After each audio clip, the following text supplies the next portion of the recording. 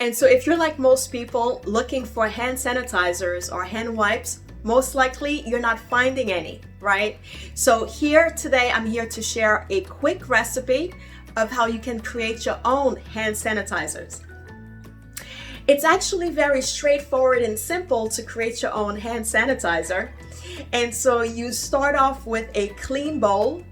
In there, put about 3/4 of rubbing alcohol. And so that your hands don't dry off from this rubbing alcohol, go ahead and put 1/4 of aloe vera gel in there.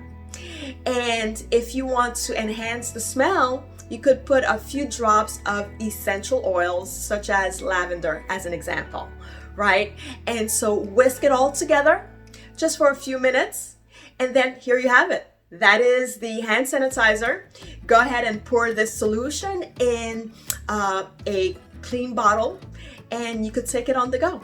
So it's that simple. Who knew that it was that easy to create, right? And so once again, this is Marie Lundi with Keller Williams, here to help.